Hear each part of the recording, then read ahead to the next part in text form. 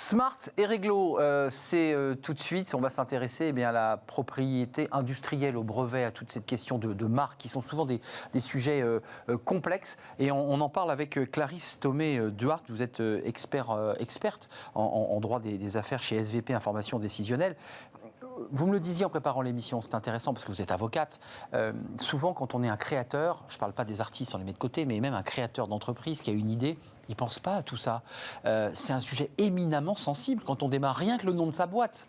Il est vrai. Alors malheureusement, les entrepreneurs sont relativement naïfs par rapport à tout ce qu'il convient de vérifier, cette question de corrélation entre le choix du nom de sa marque et le choix d'un nom de domaine, afin d'assurer la visibilité totale de son projet et un développement heureux commercialement. Donc effectivement, il convient d'être accompagné et c'est l'objet ici de notre chronique, un peu de vulgariser la chose. Alors, accompagné, on commence par quoi? On commence par l'idée de la marque. Il vient vous voir, il dit je veux créer ma boîte, je sais que mon produit va marcher, forcément il y croit. Il y a la passion en lui, je veux créer ma marque. Comment on fait déjà pour commencer là? Alors il y a toute une procédure, c'est-à-dire qu'il faut se rapprocher de l'INPI pour vérifier la disponibilité. Institut national de la propriété intellectuelle, c'est ça? Oui. L'INPI? L'INPI, donc on vérifie. Internet? Oui, parfaitement. Sur leur site, ils assurent le référencement de toutes les marques qui sont déjà existantes. Donc je vérifie la disponibilité du nom que j'envisage de donner à ma société. Et il est important de s'intéresser aussi à vérifier la disponibilité du nom de domaine afin d'assurer après la visibilité sur le net. Aujourd'hui, l'enjeu, c'est les réseaux sociaux, c'est Internet, c'est le référencement. Et il convient vraiment de vérifier corrélativement les deux parce que si un nom de domaine est déjà déposé, ce sera une des causes d'opposabilité et d'impossibilité du dépôt du nom de la marque. Vous lui dites ça existe. Il faut négocier avec la marque? Alors, si elle existe, si le nom est déjà déposé, vous voulez dire? Oui. Alors, on peut envisager de se rapprocher du titulaire de la marque déjà existante, soit... Et négocier. Pour acheter, pour négocier, ou soit, pourquoi pas, simplement maintenir la marque telle qu'elle est et se faire concéder une licence d'exploitation. C'est le cas des franchises, par exemple, qui exploitent la marque de quelqu'un d'autre. La franchise, c'est quelque chose de très structuré, mais vous allez voir quelqu'un qui vous dit « mais moi, j'ai la même marque, je ne veux pas », ou alors c'est 40 000 € pour pouvoir l'utiliser, mais on l'utilise pour la vie ou on a quoi, un forfait de durée d'utilisation de marque? Alors, le dépôt, à partir du moment où on est déposé, c'est un délai de 10 ans. 10 ans. Ça nécessite bien évidemment que pendant ces 10 ans, on ait exploité véritablement la marque pour assurer aussi de la bonne foi. On ne peut pas détenir une marque et ne rien en faire et empêcher les autres éventuellement d'exploiter le nom. Alors, imaginons qu'il y ait un accord qui soit passé, on peut utiliser sa marque, ça y est, l'entreprise démarre, on peut commencer à ripolliner l'entrée d'un espace commercial. J'ai mis ma marque, et puis à l'intérieur de ça, de cette marque, j'ai un produit industriel que je suis en train de développer, mais il n'est pas encore commercialisé. Là, comment je fais? On vient vous voir, vous lui dites, écoutez, voilà, il faut le protéger impérativement parce que vous avez une idée de génie, et dans 20 ans, vous serez milliardaire, je ne sais pas, moi, il y a plein d'innovations qui ont été faites comme ça dans un garage. Comment on fait là, dans ce cas-là? Alors, le brevet, c'est un petit peu particulier parce que ça répond vraiment à certains critères d'innovation. Voilà, il y a un critère de technicité, il faut qu'il y ait une application industrielle, il faut que le procédé technique apporte une vraie plus-value dans l'application technique et industrielle.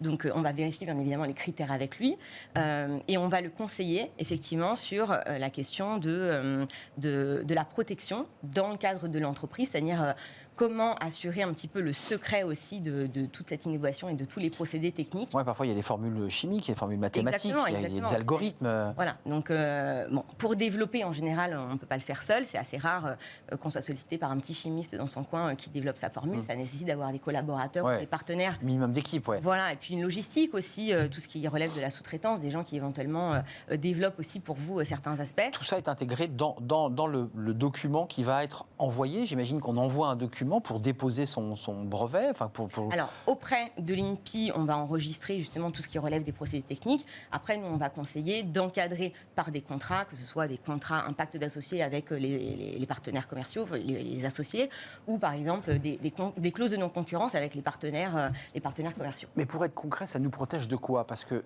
on voit bien qu'il y a quand même des entreprises qui se concurrencent, qui se copient, il y a les contrefaçons, il y a des produits parfois alimentaires, industriels qui sont similaires. Ça donne droit à quoi? Une fois qu'on dit, moi j'ai mon document de l'INPI, j'ai l'antériorité, vous m'avez copié, je vous attaque. Là, on est dans le contentieux, là.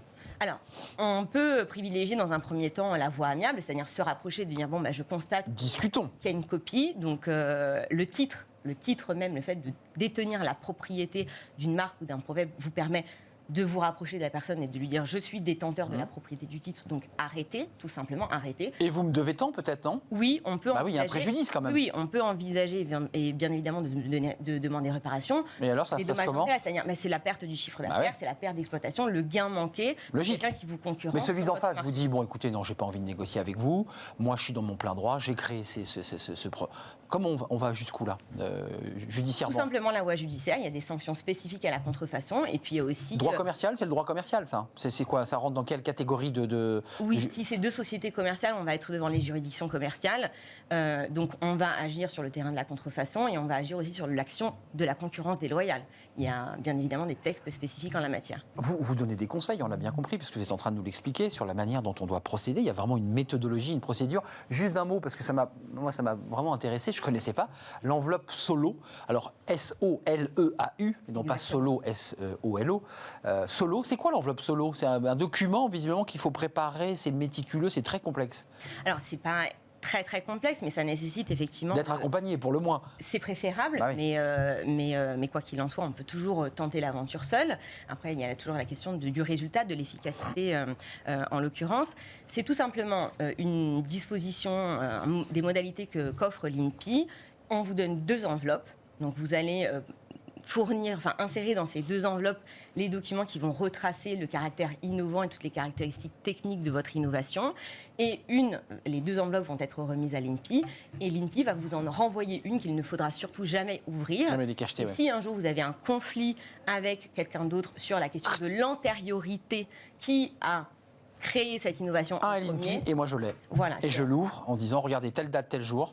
Voilà. Je l'ai sorti. On va l'ouvrir devant un huissier qui va procéder à un procès-verbal ou devant une juridiction, on l'apportera pour que ce soit ouvert. C'est un domaine, on parle beaucoup du pénal, ça c'est très très médiatique, c'est très grand public, mais il y a beaucoup de contentieux sur ces questions de marque et de brevetage, de droit, ça m'appartient, vous me l'avez volé. Il y a beaucoup de contentieux? Il y a beaucoup de contentieux parce que malheureusement, souvent au stade de la création, les entrepreneurs sont relativement naïfs face à toutes ces problématiques-là et au fur et à mesure, on s'aperçoit qu'on peut être très facilement, par méconnaissance, soit soi-même contrefacteur, soit être confronté à des copies, à de la concurrence non attendue et qui représente un véritable préjudice. On n'a pas le temps d'en parler, mais il y a quand même la contrefaçon d'entreprises chinoises, par exemple, qui sont poursuivies par les douanes, qui cherchent. Là, c'est impossible de pouvoir avoir gain de cause face à une entreprise qui se trouve à l'autre bout du monde et qui fait à peu près le même produit ici. Il y a moyen de... Rien n'est impossible. Il est vrai que dès lors qu'on est sur le terrain international, la problématique... C'est plus compliqué.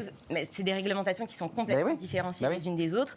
Donc, de toute façon, si vous avez la prétention de vous insérer sur un marché en particulier, il convient quand même d'être accompagné sur place pour respecter vraiment la réglementation. Plus que jamais locale. quand on va sur le marché international, plus que jamais. Oui, vraiment. Avant de nous quitter, le conseil que vous donnez en 10 secondes, c'est soyez accompagnés, pas que de votre expert comptable, pour le dire simplement. On les aime beaucoup. Il convient quand même de se rapprocher d'un juriste, d'un avocat qui vous apportera une vulgarisation et surtout un panel d'informations qui vont vous permettre de prendre les bonnes décisions. Clarisse Thomé de Hart, merci d'être venue nous rendre visite. Vous reviendrez régulièrement, en tout cas peut-être vous et des collaborateurs ou des collègues de votre structure. Vous êtes experte en droit, vous êtes avocate de formation et vous êtes en charge du droit des affaires chez SVP Information Décisionnelle. C'est un plaisir de vous accueillir.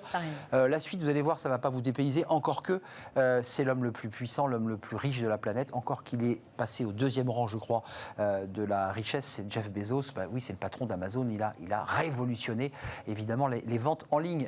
C'est la pause café de Fanny Griesmer. Elle nous raconte tout sur cet homme.